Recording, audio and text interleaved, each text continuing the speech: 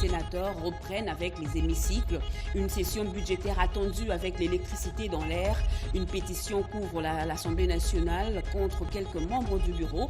Les discours inauguraux au Sénat et à l'Assemblée nationale en pain, mêlant espoir et besoin de plus d'engagement. L'approvisionnement en carburant dans les zones de l'Ouest est sécurisé. Une certitude de la ministre des Hydrocarbures qui a inspecté le week-end les installations de stockage des produits pétroliers de CEP Congo à l'Erixcom Petroleum. Il n'y a aucune rupture envisageable. L'insécurité bat son plein à Mongafula. Les cambrioleurs narguent les services de sécurité. En 30 jours, 6 habitations ont été dévalisées et un meurtre enregistré, opérant avec un calme olympien, tétanisant de stupeur toute une population abandonnée à son triste sort. Voilà pour le titre. Mesdames et messieurs, bonsoir et très heureuse de vous retrouver à travers cette grande édition d'information sur la chaîne nationale. À la Chambre haute du Parlement, l'ouverture de la session ordinaire de septembre, essentiellement budgétaire, a eu lieu dans un climat apaisé. Le président du Sénat, Jean-Michel Sama-Lukonde, a salué d'entrée de jeu les efforts fournis par le président de la République, Félix-Antoine Tshisekedi Tshilombo, pour l'intérêt de la nation, avant d'appeler les sénateurs à appuyer l'approche préconisée par le chef de l'État, celle d'un dialogue inclusif et spécialement congolais. Janine Kalenga, Julien Piana et Bienvenue Doussala reviennent sur le temps fort. Rentrée parlementaire, le président du Sénat, l'honorable Jean-Michel Sama-Lukonde Kenkeye, a procédé ce lundi 15 septembre 2025 à l'ouverture solennelle de la session ordinaire de septembre consacrée essentiellement à l'examen et à l'adoption du budget de l'État pour l'exercice 2026. Dans un discours qui a balayé tous les aspects de la vie nationale, Sama-Lukonde a indiqué que la présente session s'ouvre dans un contexte marqué par des enjeux importants pour la nation congolaise et a appelé les sénateurs à faire preuve de loyauté envers le président de la République, Félix-Antoine Tshisekedi Tshilombo, car le pays fait face à des défis sécuritaires, politiques, économiques et financiers. La présente session s'ouvre dans un contexte marqué par des enjeux importants pour la vie de notre nation. Notre pays fait actuellement face à des défis sécuritaires, politiques, économiques et financiers qui nécessitent des solutions coordonnées et pragmatiques. Face à ces défis, il incombe aux sénateurs, aux membres du bureau et à moi-même de faire preuve d'un engagement loyal aux côtés de son Excellence Félix-Antoine Tshisekedi, président de la République et chef de l'État, et garant du bon fonctionnement des institutions. Le président de la Chambre des sages, Jean-Michel Sama-Lukonde, a félicité et encouragé la nouvelle équipe gouvernementale à s'investir pleinement au service de la nation.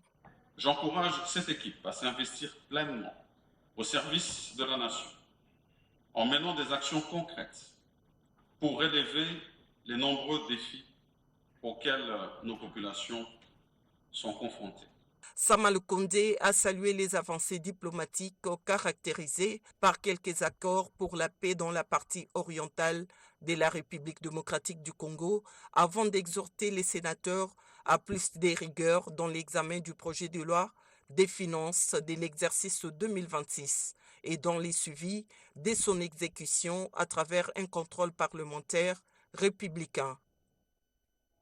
Et comme les sénateurs, les députés nationaux ont aussi retrouvé le chemin de l'hémicycle ce lundi 15 septembre. L'ouverture de la session ordinaire principalement axée sur l'examen et l'adoption du budget 2026, mais aussi plusieurs réformes d'intérêt national s'est déroulée dans un contexte politique et social relativement tendu. Le président Vital Kamerhe, dans son discours d'ouverture, a relevé l'importance de cette session qui se veut décisive pour l'avenir des finances publiques, la stabilité institutionnelle et la cohésion entre élus. Anime Balaka.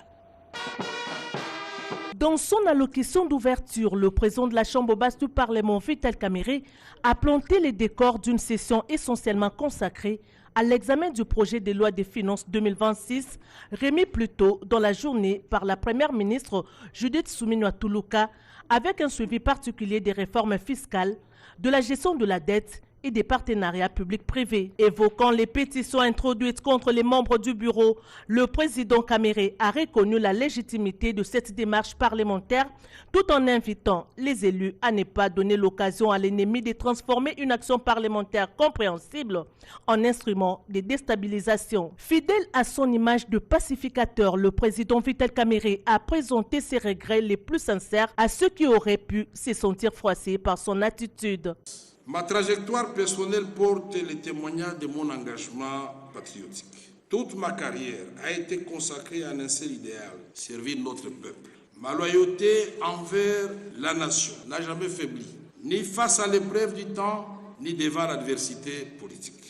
Vous vous rappellerez que le conflit avec le Rwanda m'a déjà coûté à son temps, ici même, le perchoir de l'Assemblée nationale. Mais ma fidélité à la patrie demeure intacte. Et aujourd'hui, elle est plus que renforcée par l'engagement que j'ai pris de servir la nation aux côtés du président de la République, son Excellence Félix Antoine Tshisekedi Tshilombo. Ne suis-je pas celui que vous appelez affectueusement le pacificateur?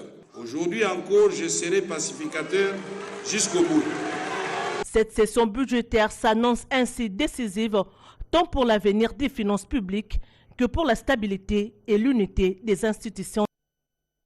Et en conformité avec le délai constitutionnel du 15 septembre, la première ministre Judith Suminwa a déposé ce lundi le projet de loi des finances 2026 entre les mains du président de l'Assemblée nationale, Vital Kamerhe. Évalué à 59 milliards de francs congolais, ce budget affiche une hausse de 16% par rapport à l'exercice précédent. Il trace les grandes orientations de l'action gouvernementale pour l'année à venir dans un contexte marqué par des fortes attentes socio-économiques. Anim Balaka, Patrick Badibanga. Conformément aux prescriptions de la Constitution, la première ministre Judith Suminwa Tuluka a remis ce lundi 15 septembre 2025 au président de l'Assemblée nationale Vital Kamerhe le projet de loi des finances pour l'exercice 2026. La cérémonie s'est déroulée en présence des membres du bureau de la Chambre basse du Parlement, marquant l'ouverture officielle du cycle budgétaire national. La première ministre a indiqué que l'enveloppe globale de ce projet s'élève à 59 milliards de francs congolais, soit 20,3 milliards de dollars américains, représentant une progression de 16% par rapport à l'exercice précédent. On a évidemment un accent sur les questions sécuritaires, mais aussi sur toutes les questions qui concernent l'agriculture, les infrastructures, l'énergie, l'éducation, la fonction publique. L'agriculture, vous verrez, quand on regarde à première vue, on a l'impression qu'on a baissé, mais il y a une répartition aussi au niveau des crédits d'investissement des provinces pour l'agriculture, ainsi qu'au niveau du PDL 145 territoires. Et donc ces éléments-là se retrouvent au niveau du ministère du Plan, comme le veut la classification au niveau du budget. Dans le même élan, le gouvernement a également déposé les projets de loi de reddition des comptes 2024, acte qui traduit l'obligation constitutionnelle de transparence dans la gestion des finances publiques. Le président de l'Assemblée nationale Vital Kamerhe a salué la remise de ces documents fondamentaux qui constituera l'axe majeur des travaux de la session en cours. Ce geste que vous venez de poser, ce geste républicain, qui va nous amener tout de suite dans le travail. Nous avons, depuis notre investiture, enregistré plusieurs rapports parlementaires, une mine d'or, qui vous permet de savoir ce qui se passe réellement dans nos circonscriptions électorales, dans nos bases respectives, avec précision et pour y apporter des réponses. Il appartiendra désormais à l'Assemblée nationale d'examiner le texte. La Commission économique et financière sera la première instance saisie pour analyser, amender et préparer le rapport devant être soumis à la plénière. Les députés disposent d'un délai d'environ 40 jours pour se prononcer avant la transmission au Sénat, conformément à la procédure bicamérale.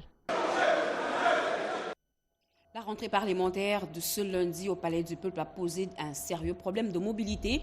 Les mesures sécuritaires prises ont carrément empiré la circulation routière dans la grande partie de la capitale, oubliant d'autres impératifs. À quoi ça ressemblait? Nous avons promené notre caméra. Idichala nous en parle. De tradition, les routes sont bondées tous les jours. Le lundi 15 septembre, date de la rentrée parlementaire, c'est un pic. En plus des difficultés habituelles de transport, les impératifs sécuritaires pour plus de sérénité dans l'organisation de ces cérémonies de rentrée parlementaire ont imposé une restriction de circulation autour du Palais du Peuple. Entre le Palais du Peuple et le Centre culturel d'Afrique centrale, pas de passage. Entre le Commissariat général de la police et le Palais du Peuple, pas de passage non plus. Ajoutez à cela la fermeture pour travaux de l'avenue Kassavoubou à hauteur du pont Cabu. Accéder au centre-ville devient un combat des gladiateurs, car les chauffeurs, qui d'ordinaire sont très courtois, le deviennent davantage. Les demi-terrains battent leur plein, les budgets des transports augmentent et celui des ménages en subit forcément le coup. Des gagnes petits, programme 2000 francs de transport pour un lundi matin, quand soudain le trajet coûte 2 ou 3 fois plus. Il est donc évident que les contraintes sécuritaires prennent en compte la nécessité de mobilité, qui est en fait le carburant de l'économie de la ville. Les impératifs scolaires, il y en a également. Les enfants qui vont et viennent sont soumis à d'énormes supplices. Ceux qui attendent les bus font face à un soleil de plomb et ceux déjà dans les bus à une chaleur suffocante alors qu'ils ont droit au repos. Il y a aussi un autre impératif de santé. Les ambulances transportant des personnes qui luttent pour rester en vie n'ont aucune issue. Prochainement, pensez-y, lorsque la seule bonne décision à prendre sera de barricader les routes qui sont déjà très nombreuses à Kinshasa. Et restons sur la route. Kinshasa est devenu un véritable chantier à ciel ouvert dans plusieurs communes de la capitale. Les caterpillars et autres gros engins de chantier déplacent des gravats, nivellent le sol, creusent la terre dans un rythme de réhabilitation de routes. Situation qui transforme le quotidien des populations en véritable calvaire, notamment pour les écoliers, les embouteillages monstres causant des retards à répétition et rendant l'accès aux établissements scolaires difficile.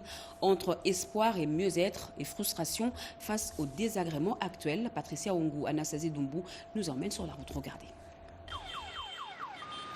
Kinshasa, la capitale de la République démocratique du Congo, a vécu les embouteillages monstres suite aux différents chantiers de réhabilitation des routes ouverts à travers la ville-province Kinshasa. Une situation qui vient amplifier les calvaires du trafic pour les déplacements des élèves obligés de quitter la maison très tôt, vers 5 heures du matin, quand il fait encore sombre, avec tous les risques d'insécurité qui peuvent s'ensuivre. Les parents et les élèves désemparés sous les coups de stress. Au fait, ces derniers temps, nous rencontrons vraiment une grande difficulté par le fait qu'on est en train de réhabiliter les routes. C'est pas mal. C'est bon de réhabiliter les routes parce qu'il faut reconstruire notre pays. Mais le mal en est qu'on a lancé les projets de réhabilitation de toutes les routes au même moment, sans toutefois tenir compte des périodicités. Parce que nous sommes pendant la période de rentrée scolaire. Il y a des enfants qui quittent la cité pour étudier à la Gombe, en ville. Comment est-ce que ces enfants-là vont rentrer à la maison en tant que parents? Un petit enfant qui va rester longtemps dans la rue alors qu'il est aux arrêts en train d'attendre les transports, ce n'est pas bon sur le plan sanitaire. Nous vous demandons d'accélérer avec ces travaux pour pouvoir terminer avec cette difficulté des embouteillages dans les routes. On a des difficultés pour aller à l'école, comme ça je me réveille tous les jours à 3 heures pour partir jusqu'à l'école. Il y a des difficultés, surtout ici à Mola. Pour prendre les transports le matin, c'est devenu difficile pour aller à l'école. Comme dans mon école, on sonne à 7h40. Si tu arrives après 7h40, tu as une punition. Mais imagine, moi, je me réveille le matin, je me lève à l'arrêt, il n'y a pas de transport. Quand j'arrive à l'école, on me punit. Pourquoi? À cause des retards, il y a des travaux à la route. Si on prend peut-être les élèves qui étudient à Kabomba, Monté-Mon-Pico, les autres écoles, et les routes sont vraiment en chantier. Quand on arrive en retard, on a vraiment des punitions et l'école ne tient pas compte du chantier. Nous demandons aux autorités d'accélérer les travaux pour nous faciliter la tâche. Même les parents qui quittent la maison vers 4h, 5h, 6h, admettons même 7h ou 8h. Arriver au travail en retard et leur chef s'efface. Les chantiers ouverts ici et là compliquent davantage la mobilité dans la capitale. Le cas de la commune de Bandalungwa, qui est l'un des échantillons de ces travaux pour les tronçons compris entre les ronds-points Molar, Bambol et Petit Pont, en direction de la prison centrale de Makala, aussi vers Inga et Tibang. Tout à fait autre chose à présent. La ministre d'État en charge des hydrocarbures, Akassia Bandoubola, a effectué une visite d'inspection dans les installations de stockage de produits pétroliers des sociétés logistiques CEP Congo et l'Erexcom Petroleum dans l'objectif de s'assurer de la disponibilité des stocks et du bon fonctionnement de la chaîne d'approvisionnement dans les zones de l'ouest du pays, particulièrement sensibles aux ruptures. Eric Abamba pour le commentaire. Samedi 13 septembre 2025, la ministre d'État, ministre des Hydrocarbures, Akassia Bandoubola Mbongo, a visité les installations des sociétés pétrolières, des logistiques, à savoir CEP Congo et l'Erexcom Petroleum. La patronne des hydrocarbures a commencé sa visite dans les installations de CEP Congo dans la commune de la Gombe avant de prendre son canot rapide vers les installations de la société l'Erexcom Petroleum dans la commune de Maluku. Sur place, Akassia Bandoubola Mbongo a été accueilli par le staff dirigeant de cette société pétrolière. La ministre d'État a visité tour à tour les quais de LP Maluku, la pomperie de chargement qui est un lieu de dépotage et le laboratoire qui sert au marquage moléculaire. Après le visite de l'Erexcom Petroleum, la ministre d'État s'est rendue à l'aéroport international d'Ndjili où elle a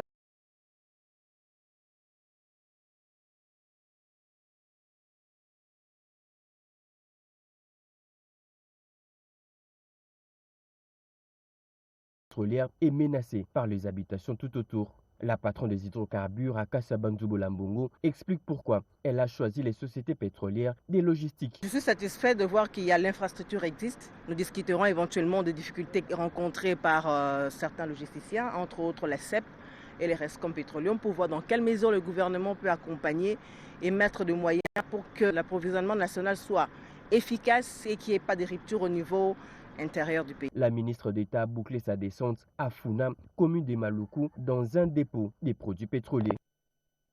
Nous vous l'avions dit à l'entame de ce journal, en l'espace d'un mois à peine, 6 habitations ont été la cible des cambriolages à Mongafula, plongeant les habitations dans une peur grandissante. Une série d'attaques violentes perpétrées par des bandits souvent munis des fusils d'assaut et d'armes blanches qui opèrent en toute impunité sans être inquiétés par les forces de l'ordre. Les foyers censés être des lieux de refuge se transforment en scène des terreurs. Lors d'une de ces attaques, un père de famille a tragiquement perdu la vie tentant de protéger les siens.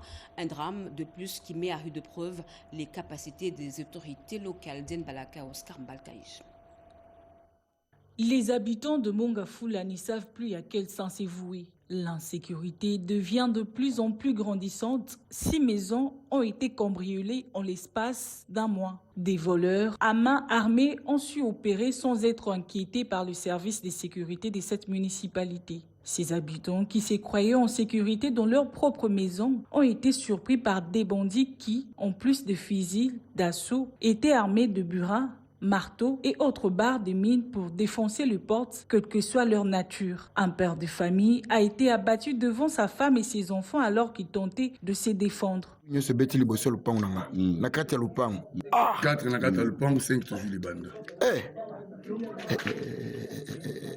C'était une guerre ici. Les habitants de Mongafula en appellent au renforcement des agents de police pour sécuriser les personnes et leurs biens. À chaque tombée de la nuit, c'est la peur au ventre. Ces jeunes du quartier se constituent en lanceurs d'alerte et préfèrent passer la nuit à la belle étoile pour parer à toute éventualité. D'où cet appel à la mobilisation. Sensibilisons-nous suite à tout ce qui se vit depuis un certain moment, braquage, criminalité. Nous, jeunes de Mongafula, nous avons décidé d'agir face à cela en nous prenant en charge. D'où nous vous demandons de vous munir au minimum d'un sifflet pour alerter les personnes autour de vous afin de lutter face à cette vague. Pas une maison sans sifflet. Le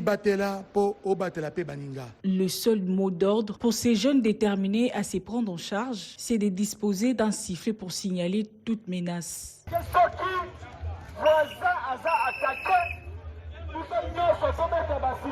Si un voisin est attaqué, nous devons tous faire usage de nos sifflets.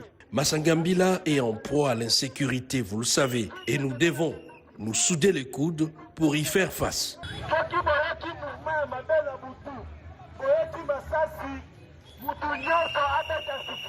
La police nationale congolaise est appelée à faire son travail. Réinsertion, autonomisation et stabilisation des zones jadis en conflit. Eh bien, le PDDRCS poursuit ses actions sur le terrain à Oicha, dans le territoire de Beni, au Nord Kivu. Une délégation du programme a visité plusieurs centres de formation professionnelle où les anciens combattants, désormais engagés sur le chemin de la réintégration sociale, sont formés à la coupe et couture, informatique et mécanique automobile. On fait le point avec Peggy Mukunda. Les ex-combattants bénéficiaires de formations professionnelles des centres de formation Bisengo 2 et Sediamoum à Oicha, dans les territoires des Béni, viennent d'être honorés par la visite d'une délégation mixte du PDDRCS et ses partenaires, conduite par le coordonnateur provincial AI du PDDRCS Nord Kivu, M. Ndaya Bagé Soukissa Joseph. À savoir que ce centre de formation professionnelle accueille les démobilisés, les jeunes à risque et les femmes vulnérables. La délégation avait pour mission de s'imprégner de l'évolution de la formation de ces ex-combattants bénéficiaires en formation en coupe et couture, en informatique ainsi qu'en mécanique automobile. Une évolution positive notée par la délégation malgré quelques ajustements suggérés par les apprenants et les encadreurs pour le respect du calendrier prévu. Les bénéficiaires ont saisi cette occasion pour exprimer leur gratitude envers les autorités du PDDRCS, les partenaires pour leur accompagnement offert, sans oublier le coordonnateur national du PDDRCS, Jean de Dieu Désiré Ntangatita, et le chef de l'État, Félix Antoine Tshisekedi, pour son programme qui favorise leur réinsertion et leur réintégration communautaire.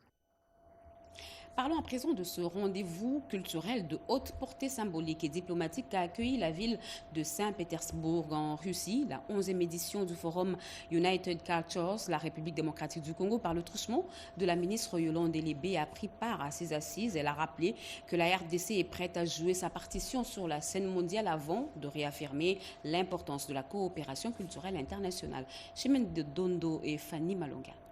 La 11e édition du United Culture Forum, tenu à Saint-Pétersbourg en Russie, a réuni deux ministres de la culture ainsi que des opérateurs et investisseurs culturels venus d'Afrique, d'Asie et d'Europe. La République démocratique du Congo y était représentée par Yolande Elébé Mandembo, ministre de la Culture, Art et Patrimoine, qui a conduit une mission riche en échanges stratégiques. Au cœur de son agenda, rencontre bilatérale avec son homologue russe, centrée sur la formation dans les industries culturelles et créatives ICC et au partage d'expertise en matière de préservation du patrimoine culturel. Prise de parole en session plénière souligna l'influence culturelle de la RDC et sa position stratégique comme modèle d'unité dans la diversité. La RDC croit au pouvoir d'influence de la culture. Celle-ci ouvre de nouvelles possibilités à notre pays. Elle nous permet de porter un autre récit de la République démocratique du Congo, d'attirer des investissements dans le secteur de la créativité et nous positionner au-delà des rapports de force comme un acteur crédible de coopération innovante. Visite du musée de l'Ermitage, véritable temple de l'art mondial, marqué par des discussions techniques sur la conservation et la muséographie. La mission a également mis en lumière le lien historique entre la RDC et la Russie, né dans les années 1960 avec l'Université de l'amitié de peuple de Moscou, longtemps connue sous le nom d'Université Patrice Lumumba. Symbole d'une fraternité académique que la culture continue aujourd'hui de renforcer. Les travaux du forum se sont achevés en présence du chef de l'État russe.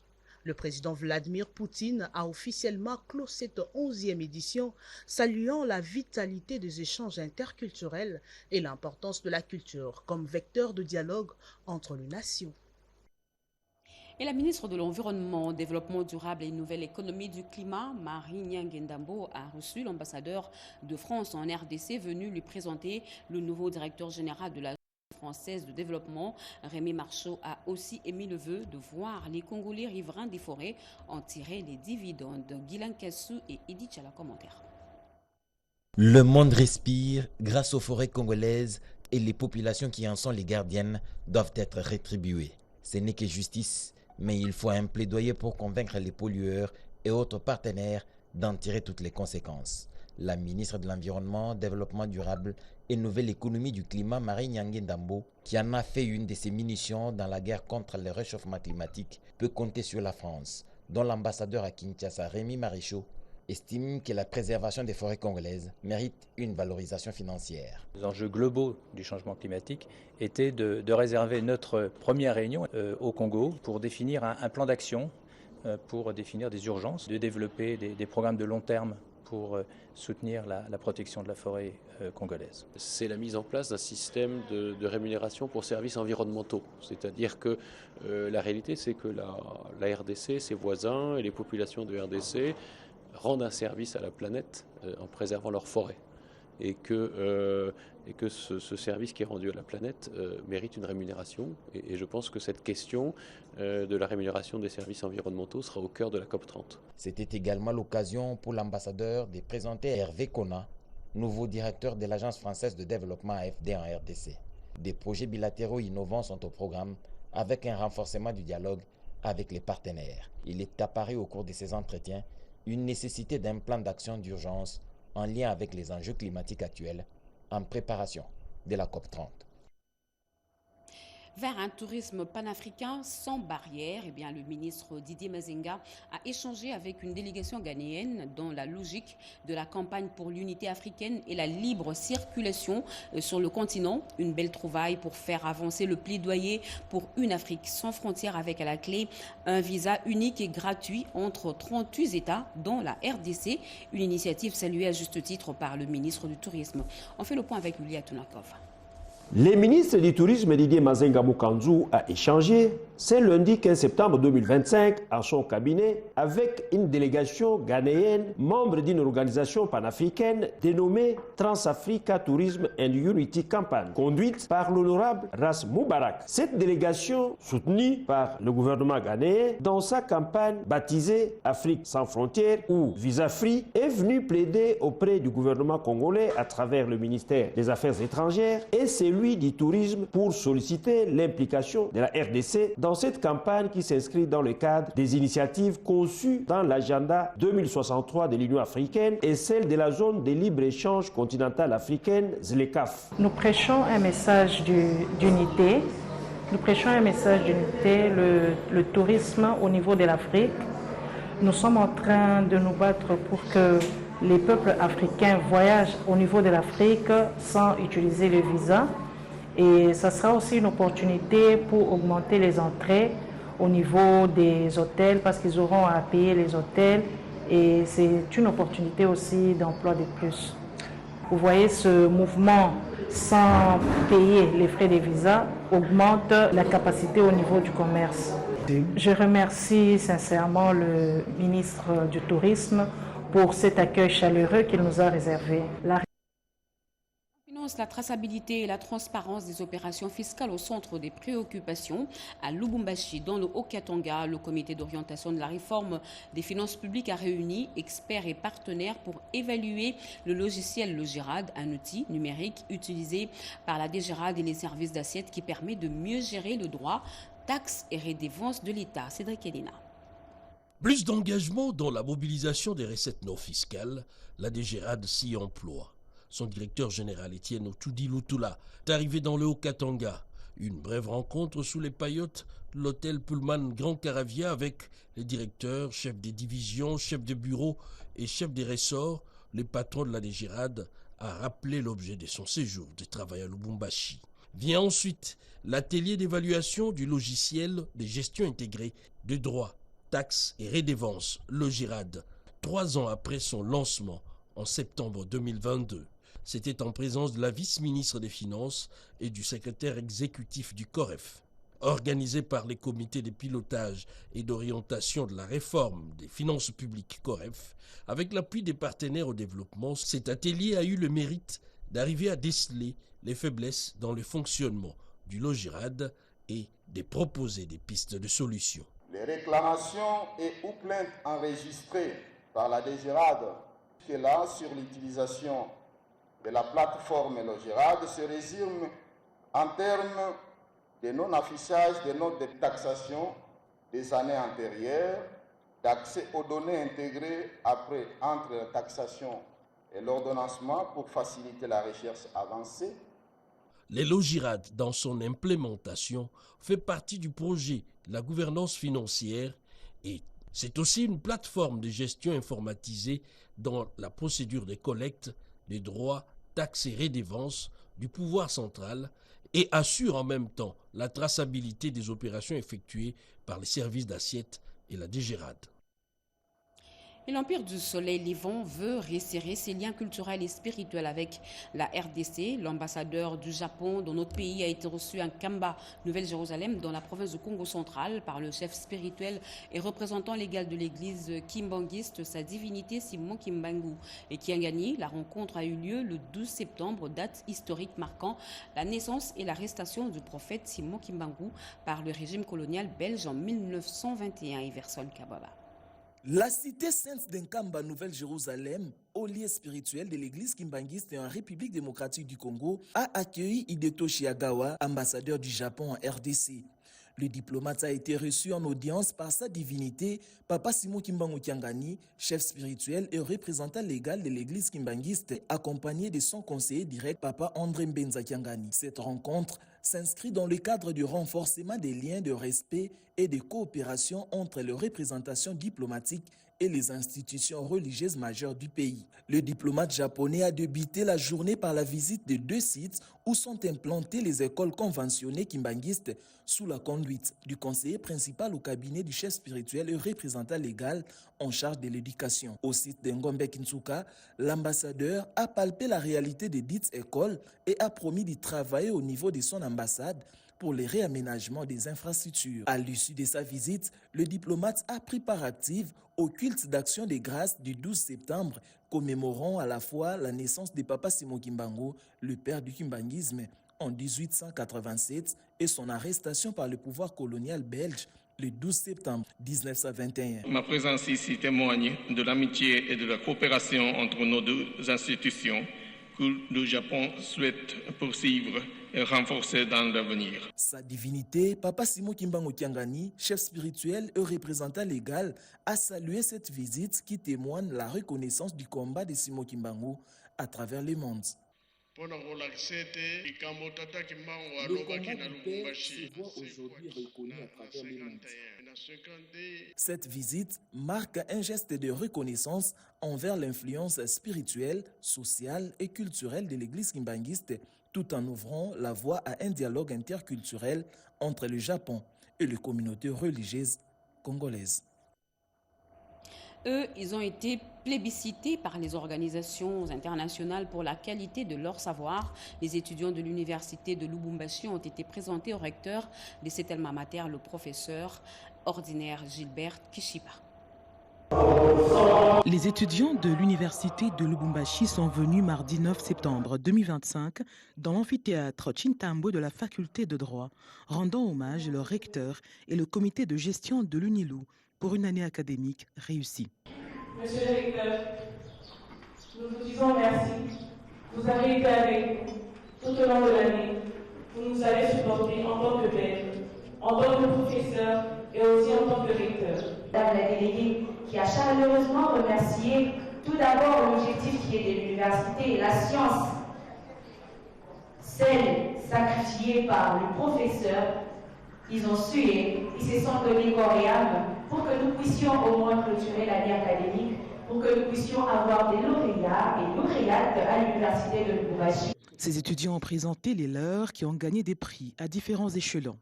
Au niveau international, 2 étudiants de la faculté de droit ont occupé la 2e place du concours international d'éloquence sur le droit international et humanitaire.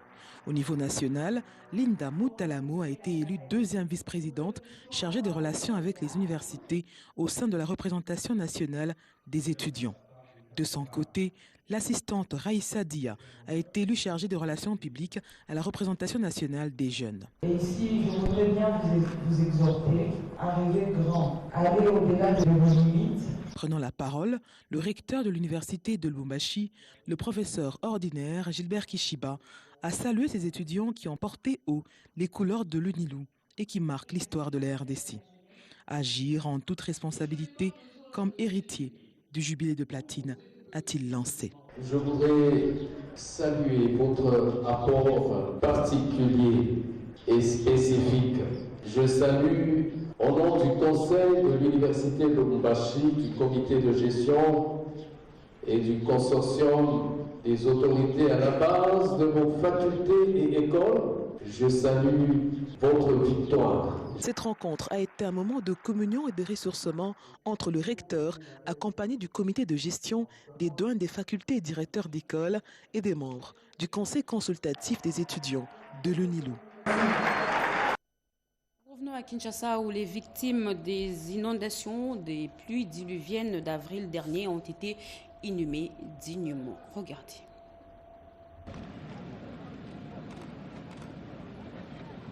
La République démocratique du Congo a rendu ce samedi 13 septembre 2025 un dernier hommage aux 46 victimes des inondations meurtrières survenues le 4-5 avril et le 14 juin dernier à Kinshasa.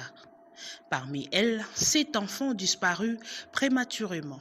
Au nom du président de la République et du gouvernement, la ministre d'État en charge des Affaires sociales, Action humanitaire et Solidarité nationale, Eve Bazaïba Massoudi, a présidé cette cérémonie marquée par une grande solennité et une profonde émotion. Face aux familles éplorées, la ministre a présenté les condoléances les plus attristées de la nation, tout en reconnaissant les lenteurs administratives qui ont retardé le processus d'inhumation. Elle a rappelé la mise en place de commissions chargées d'identifier le corps et le coordonner, leur remise dans le respect de procédures légales. La cérémonie a été ponctuée par un dépôt symbolique de gerbes de fleurs et l'accompagnement de depuis vers leur dernière demeure. Une stèle commémorative a été érigée en hommage aux victimes de ces pluies diluviennes. Eve Bazaïba Massoudi a également profité de l'occasion pour appeler à renforcer la prévention de catastrophes naturelles, en interdisant notamment la construction anarchique et en améliorant les systèmes d'alerte précoce. Elle a par ailleurs évoqué d'autres drames récents, notamment dans la province de l'Équateur, où les vies humaines ont aussi été perdues. En prélude de cette inhumation, une veillée mortuaire inédite s'était tenue vendredi 12 septembre 2025 au centre féminin Marie-Antoinette à la 13e rue L'Unité industrielle. La ministre d'État y avait personnellement pris part, traduisant un geste de proximité et de solidarité envers les familles endeuillées. Enfin, la ministre a rassuré les familles dont le proche repose encore dans les morgues que d'autres inhumations seront organisées progressivement jusqu'à l'évacuation complète du corps. À travers cette cérémonie, l'État congolais a voulu honorer la mémoire de victimes et réaffirmer son engagement à mieux protéger les populations contre les catastrophes naturelles.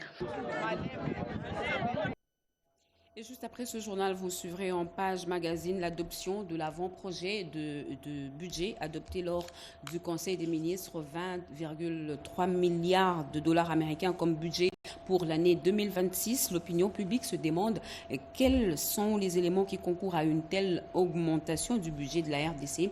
Eh bien, la réponse, vous l'aurez juste après ce journal. Fin de ce journal, mesdames et messieurs. Merci de l'avoir suivi. Merci à vous qui nous suivez à Wamba, dans la province de Haut-Tuélé et partout ailleurs sur satellite. Vous êtes sur la RTNC. Ce journal a été coordonné par Jacques Kabouaba sous la direction de Oscar Mbalkaïj, rédigé par Gauthier Kiessi, Edith Chala et Diane Balaka, Rodé Panda et André Njekal ont réalisé. L'actualité continue sur nos antennes. Retrouvez à 23h Bobo Anan Mokondi, demain 7h Serge Matar, 20h. Moi, je vous reviens avec le même plaisir. Au revoir et à demain.